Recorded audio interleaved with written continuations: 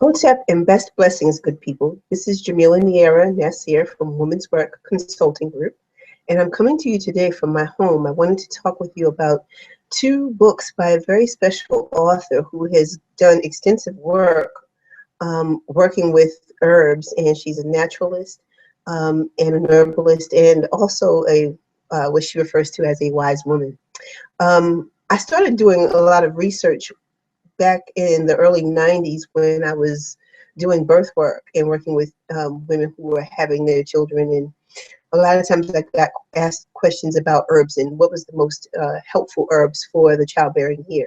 And I came across this wonderful book by a lady named Susun Weed.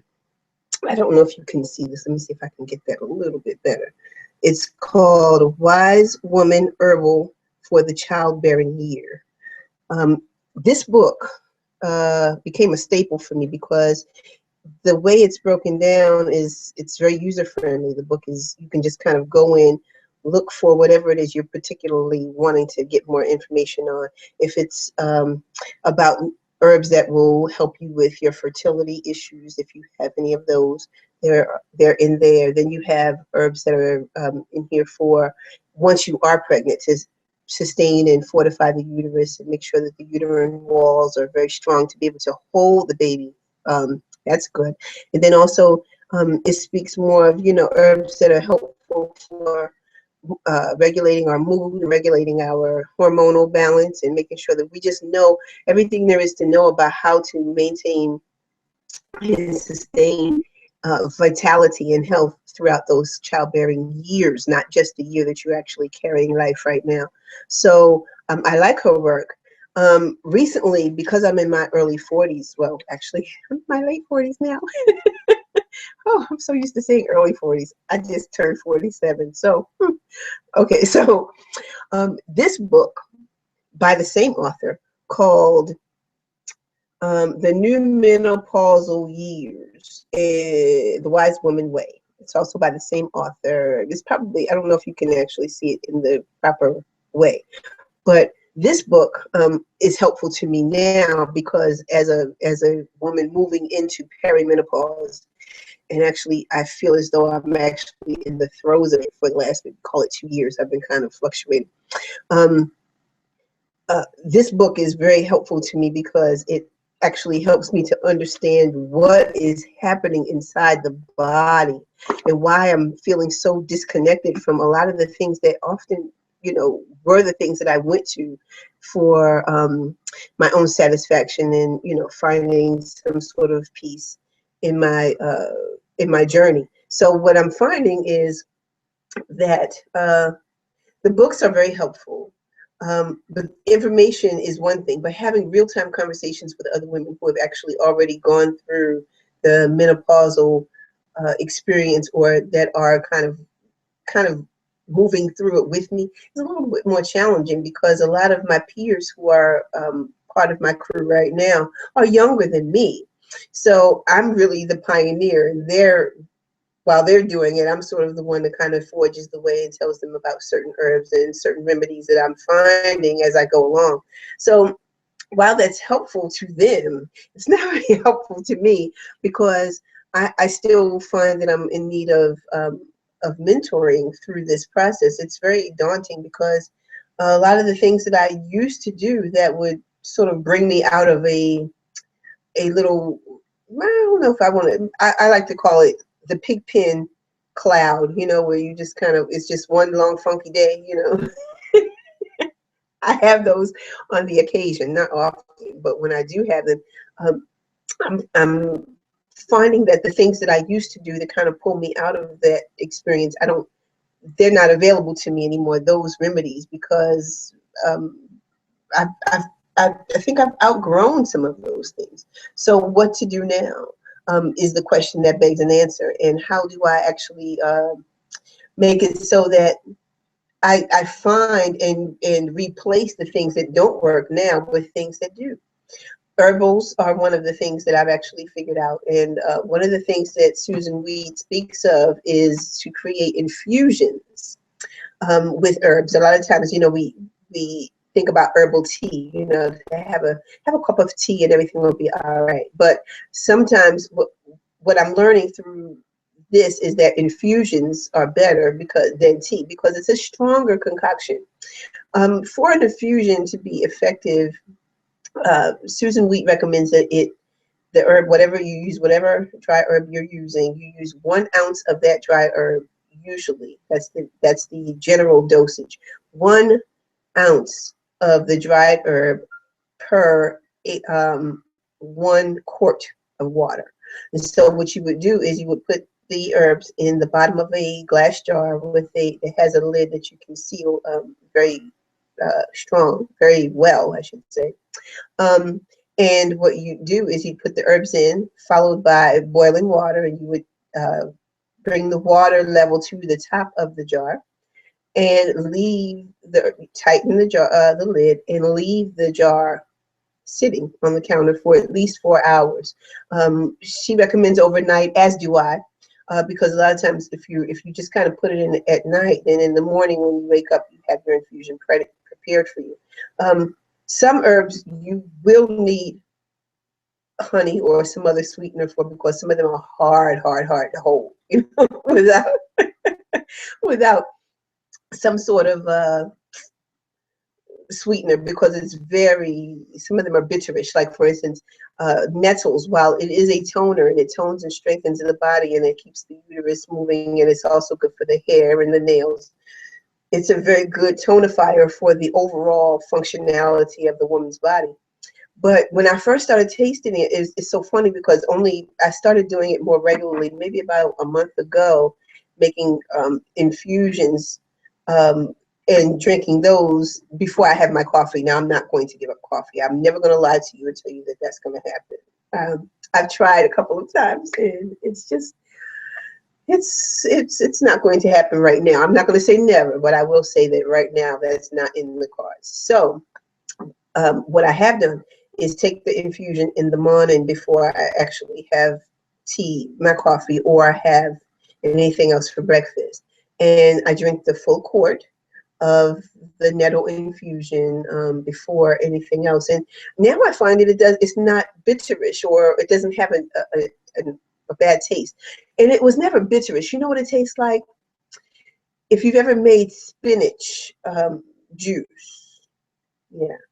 It sort of tastes like spinach juice. And I'm told from reading this book, I've gathered that nettle is one of the herbs that have the most chlorophyll in them. So chlorophyll is one of those things that is very, very good for the blood, and good for, for cleansing the liver and the kidneys. So you can't go wrong if you just drink, even if you only do the nettle. There are 5 herbs, as I recall, that Susun Weed recommends very highly for the Womanness Journey. One of which is nettle. Oat straw is another. There's nettle, oat straw, red raspberry leaf, red clover, and there's another that is missing me right now. I do have the book here, but it's going to be awfully awkward if I try to go through the book at the same time as I'm talking to you. So get the book, read about it. I would love to hear more about it. If you have anything that you'd like to add to the conversation, if you have something that you think that I should share with my audience, I'd be more than happy to amend and redirect this conversation to something. If you have a better or some more additional information that you'd like to add. I do think that women everywhere should avail themselves to the healing power of herbs. I do find that growing some of them in the spring on your balcony is also very helpful.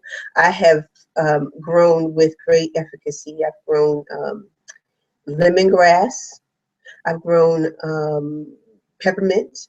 I'd like to grow motherwort, but I haven't grown that one. That's another herb that's very, very good to know about as a woman.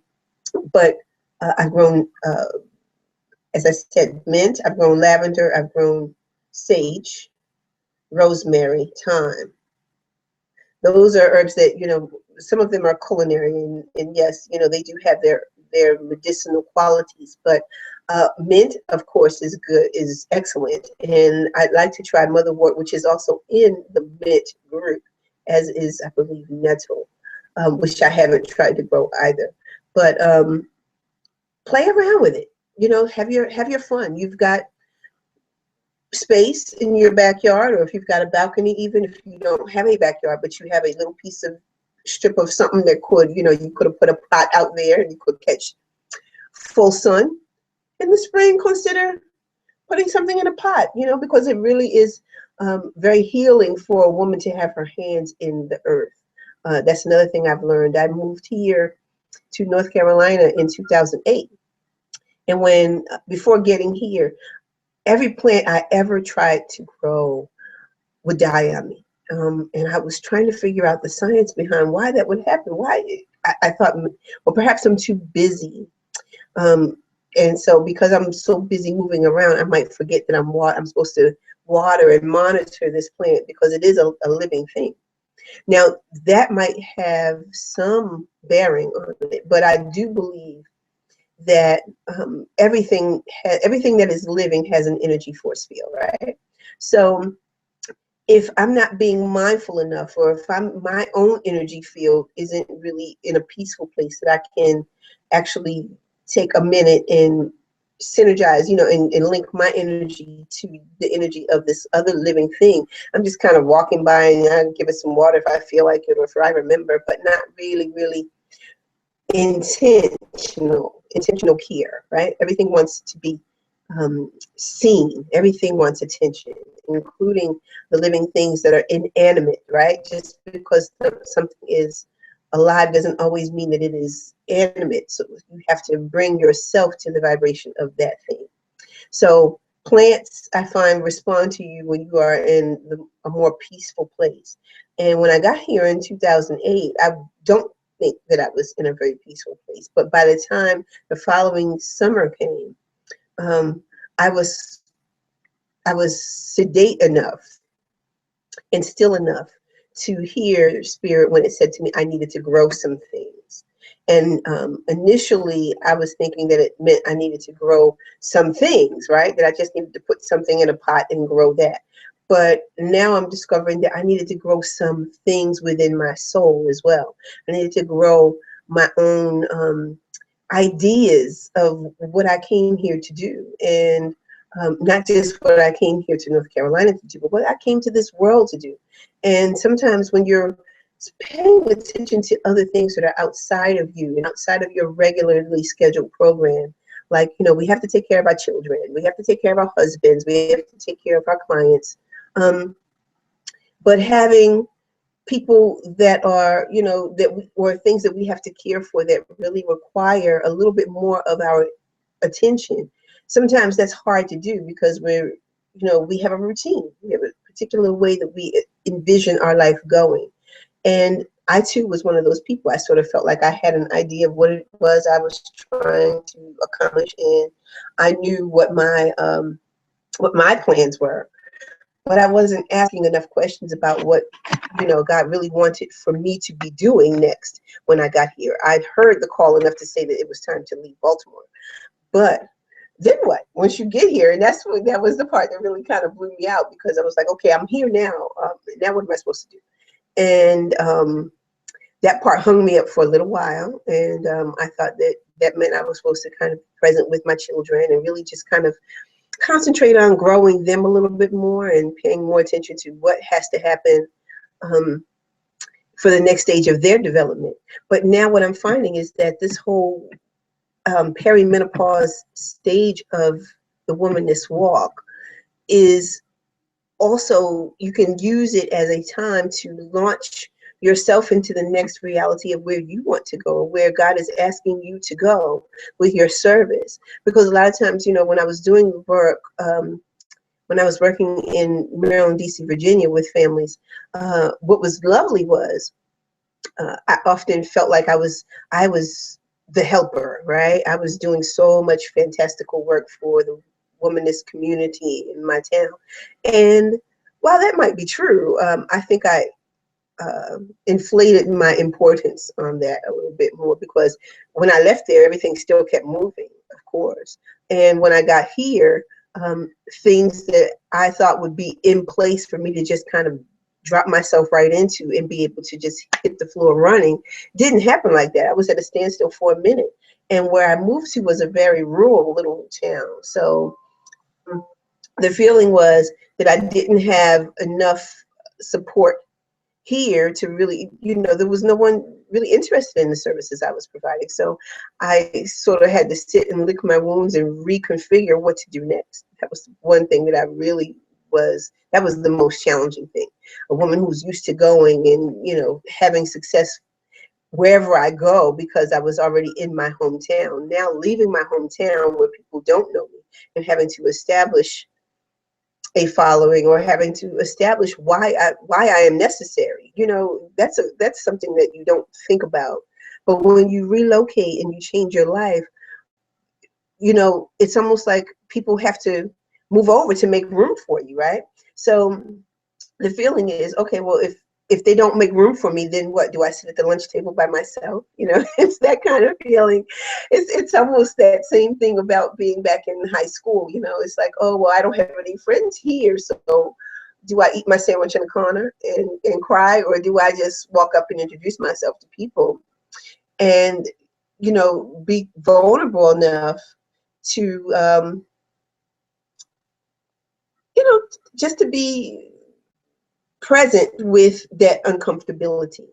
And that's what grows us, right? Because, that's what brings me back full circle in this conversation. So having to be still and having to redirect and refocus my attention on me. Now, it's like, okay, my daughters when I moved here, my daughters were 11, 9, and 7. And they are now 18, 16, and 14.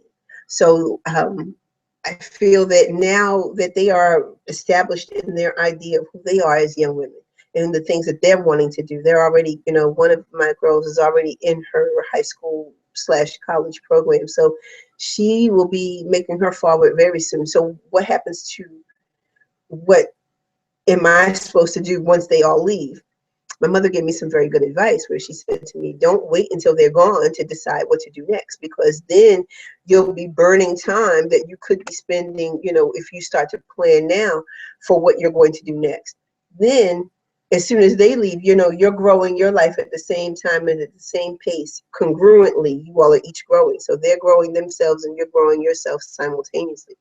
Very good advice. And I'm glad I took it, because when I did, it made me have to get still, and it made me scared, in all honesty, because it made me have to think about, well, what to do next. I've been a mother for 20 plus years, and so now all of a sudden having to think about who am I as a big woman without children if I didn't have them to care for, and I didn't have to. If you don't have to mother them, that hands-on mothering part has now evolved, and I'm not doing that. So if you're not doing that, what are you doing? And are you doing enough if that's not the thing? Because that's all encompassing when they're young, right? But now when they're getting bigger, you have to grow yourself at the same pace as they're growing. Otherwise, they're going to outgrow you, for one thing. And you won't have anything to offer them once they get to a certain stage, because they'll have surpassed you as far as their ideas and as far as their zest for life.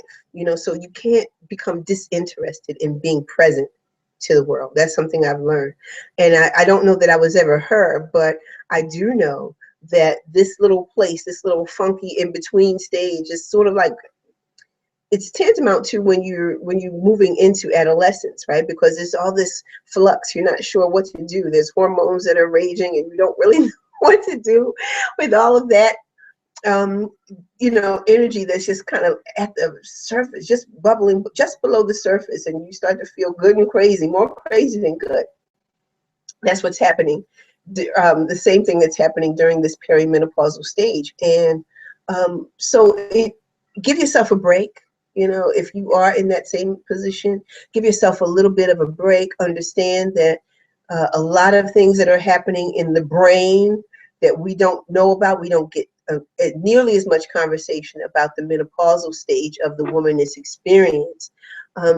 We hear about adolescence, we hear about, the hormonal surges that you get when you're even, when you're in your childbearing years. But as you're moving out of that, and what do those hormones do next? Where do they go? How do you fix it so that your mind and your mentality and your dreams and visions are growing at the same pace as the experience is coming on. You know, it's a lot. It's a lot to hold, friends.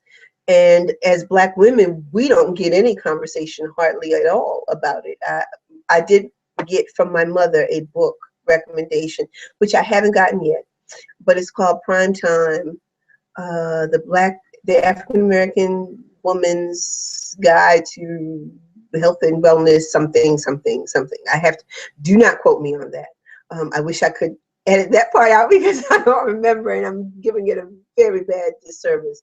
But that is the one book that has been recommended to me twice by other women who I've been asking the question of, because what I'm trying to get at is how regular, everyday, average women around me got through this stage of it. You know, how did you survive it? What did you do to not just become discouraged when you started to feel like the things that were of great interest to you didn't interest you anymore? The things that you often, you know, thought was going to be the next stage of your development. Let's say, for instance, if you are facing divorce now and you were married and you thought you would be, and now you're divorcing and your children are leaving and there's all this upheaval in your personal life. How do you match what it is that you are trying to accomplish with the feeling that you are still a worthwhile human being and that God must still have something for you to do? Because if not, you would not still be able to be present, right? You would not be given the gift of life once again. Every time you wake up, there's another opportunity for you to do a new thing. So I'm saying that to say, and I'm going to close by saying that we must do our own due diligence, right? If we are in a situation, whatever that might look like, if you don't like what it looks like, you have to fix it. If you find that there is some resource that you're not aware of, by talking to other people, you'll find more things. If you sit in a corner, though, that's the quickest way to get nothing, as I tell my children. So really figure out, and if you find that there's this thing and you're not really sure what it is, if you're 35 or older, you need to start thinking, am I entering perimenopause? Because that's something that is still very mysterious to us, especially as Black women. We don't get enough information. It was only when I went to go and look into the topic and try to figure out, well, gee, you know, what is this about? And my mother told me around 35, 37 that I should start looking into it. I heard her, but I didn't. But now that I feel her, now that I'm actually experiencing some of the things, and sometimes they're very subtle symptoms, if you will, for lack of a better word, I'll say symptoms. Sometimes you may have a series of days where you're unable to rest, you're sleep deprived, or you're restless. Often that isn't, that's often an outgrowth of, hormonal shifts and an idea that, perimenopause could be something that you're looking at. Always have your pH levels checked. Always make sure that you are checking your thyroid. Make sure you are doing things that you say, well, it's not this, it's not that, it's not this. And it's, let me just say this too. I thought for a minute, I said, well, maybe I'm going through a mild depression or something. What the heck? Because it wasn't like I was feeling like, crying or anything like that. Although I have become much more emotionally in tune with myself. For instance, if something comes on television, I'm going to cry like a punk if it's a commercial or something that is very emotional. Or if it touches your heart, I'm going to let the tears fall. And before, I was always a little bit too, I guess, I don't know what to say there, but I will say that wasn't a thing for me, being so touchy, but as soon as I found that, lately, the last, maybe call it 2 years, everything that touches me, I speak on it. And I also find that I'm very, I guess, brutally honest. I remember when my mother said, when you get to a certain age, you've had enough experiences where you don't feel like you need to cut your words. You say what you feel.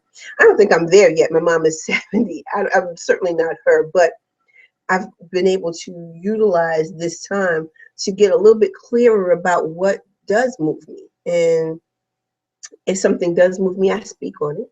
If I feel a particular way, I'm going to express that. I try to do it in a very in a way that doesn't come across as me being catty or being hurtful, because I don't want to ever do that. I do try to find a way to figure out how to say and how to frame my truth, but I don't hide my truth anymore. And I think that's something that is an outgrowth of being in this place. And I don't think that I could, even if I wanted to, which is really interesting, because I find now you're going to catch it like you find it. That's just the way it is, and fortunately I'm surrounded by people who love me and who I love, so that makes me much more mindful of what I say and the impact that it could possibly have. But in my work with women, especially because I'm working with women who are carrying life, I do find that I have to be a little bit more cognizant of what I might say, because I do not want to hurt anyone's feelings. And I'm not generally a facetious person anyway. I would never really deliberately, come after you anyway, verbally or otherwise. So I don't really have that as a concern, but sometimes my face might say more than I want it to, and that's not always a good look. But read some books. Here are two, once again, that I highly recommend. There's this guy here, The Wise Woman Herbal for the Childbearing Year, and this one, Susun Weed, New Menopausal Years, The Wise Woman Way. These are both by Susun Weed. If you get an opportunity, read them, share your ideas, your thoughts. And what I highly, highly, highly recommend and ask of each of us to do is to share more conversations with your sister friends. When you're sitting around the kitchen table, man, let's talk about things that matter to us. Let's talk about things that are impactful to our lives. And let's talk about things that we don't always get a conversation about. I'll say that, let's say 10 years ago, there were no conversations at all on television about feminine products. Now you see feminine products, you see Viagra, you see so many things being advertised to the general public during the day, which is telling that we're starting to evolve in our idea of what is sacred and what is, yeah, that too. But what information we should share, what is information that is necessary for us to really, grow and be able to, affect changes in our lives and not be afraid of the next stage. I think that's what I'm really asking us to do as women, is to have the conversation with our youngers, right? So that we don't carry that same trepidation, because when you hear about the change, when I was growing up and hearing people talk about, yeah, the change and hot flashes and this, that, it sounds like an awful, horrible place to be, but it can actually be very rewarding to find yourself here, because it's an opportunity to really come into a different understanding about what's next for you as a woman, and to embrace all that you've already done. You've done fantastic things. You've probably moved the moon and didn't even realize that you were the one that was the power source behind that. So relax yourself, take a breath, be still, trust yourself, trust the process of becoming, and use the tools that God and nature provided for us. There are herbs that will help you. There are herbs that are healing. There are herbs that are tonifying. There are herbs that are energizing. And there are ones that help us to become calmer and more sedate so we can hear the voice of God. These are all very important things, because women and God work in tandem to bring life forward and to keep that process going. So we can't afford to, to extract our life force, from the life force of other things that are like um, herbs, you know, like these things, like wild foods, like vegetables, fresh vegetables, like water, right? These are all important things. Try to remember to employ the resources that God gave us so that we can be vital, so that we can be loving lights for, you know, for the work that God has for us to do, because there's a lot to be done, and it's all woman's work. Enjoy yourself. Have a fantastic Friday. I'll see you next week.